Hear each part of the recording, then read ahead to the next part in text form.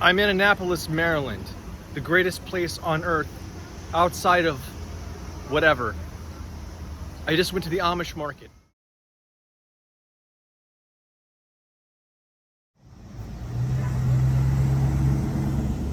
Amish markets are run by Amish people. They have the best food in the entire world. I got some gluten-free zucchini bread.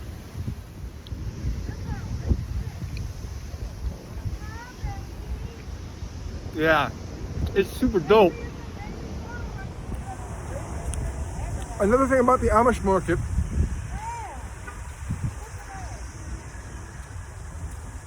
Amish women are super hot.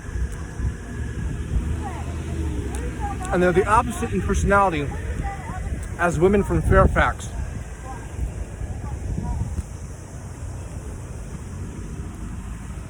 I'm back at the dopest comic book store in the entire world, Third Eye Comics in Annapolis, Maryland. Being here is like seeing the love of your life for the first time again.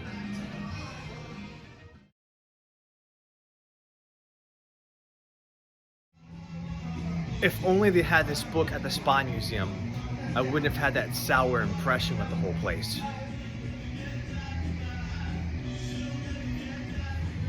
I could stay here all day just to listen to these amazing tunes. That's right, Third Eye Comics. I agree. I could really stay there for a very long time. However, I have other missions to complete. I think my fatal flaw is that I try to do too much instead of just enjoying the moment. Annapolis, Maryland, my favorite city. Today's initial plan was to go to Virginia Fine Arts Museum in Richmond. However, traffic was a fuckle, so I decided to go with my alternate plan and come here. You know what? I'm glad I did.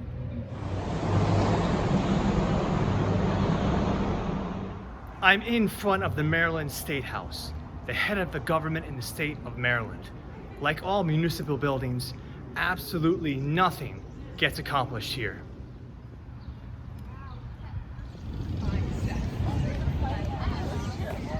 Every time I'm in Annapolis, I go in here and try on hats. The docks in Annapolis, Maryland.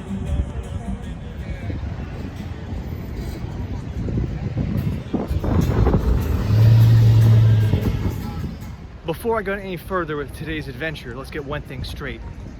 I'm wearing a cotton linen blazer, a cotton linen shirt, and my brown Oxfords are shined to a mirror. Let's go. Once again, I found a rare moment of solace. Perhaps it's because I'm hopped up on Amish gluten-free zucchini bread, but I feel really great. Any trip to any city of note is not complete without visiting at least one of the tourist trap shops. I spent exactly 60 seconds in there. That's why they're tourist traps. A lot of chotch. There are so many great ice cream shops, seafood restaurants, fudge cookie and cake shops in this place. It is really, really hard to keep in mind that my clothes are tailored here. I cut my trip to downtown Annapolis a bit short. You see, I was being stalked by a nefarious under-fiend. So there I was down by the docks, looking too sharp, looking too pretty, focusing on filming, making a big show of things. In fact, some lady came up to me and asked me where I was from, asked if I was with the news or something like that. This guy must have noticed me. And as soon as he noticed me, I noticed him. And then he started to gesture toward me, kind of single me out. My spider sense went off. Where there is doubt, there is no doubt. I made quick haste. I didn't bolt or anything like that, but definitely put as much distance between me and him as possible. Cut some corners, stayed on the main street, bunched myself in with the crowd. Made it very difficult for him to make a move without it being a big show of things. I know what you're thinking. You're Sean Lacey. What are you concerned about? I know I am Sean Lacey, but I don't want a confrontation, and I'm sure he doesn't want a confrontation with me. Therefore, I played it smart, trust my instincts, and made an escape when the getting was good. After I was sure I had lost my tail, I kind of stuck around for a bit, but then again, my cortisol levels were way high. I wasn't having any fun. How can you go make a film downtown Annapolis when you almost got yourself knifed? So here I am. I had a great adventure. Not the adventure I had originally planned for. I originally wanted to go down to Richmond to the art museum. Instead, came to Annapolis, still had a great time, even though things kind of took a twisted turn for who knows what could have happened. A couple takeaway points. I need someone to pull security while I'm filming in an urban environment. I've been saying for a while now that I need someone to do the filming for me, because trying to direct, film, produce, and star in these films is just too damn much. In the off chance that I'm alone in filming, which is likely going to be the case because Chris So is a tallywhacker and won't hang out with me, before I start to film, I need to check the surroundings and just see are there any possible threats. I need to get a gun, because a .45 ACP solves most problems in life. I want to commend myself for not locking up, not denying what was going on. That often gets people in a lot more trouble than they actually are in. As soon as I saw a threat, I started thinking tactically.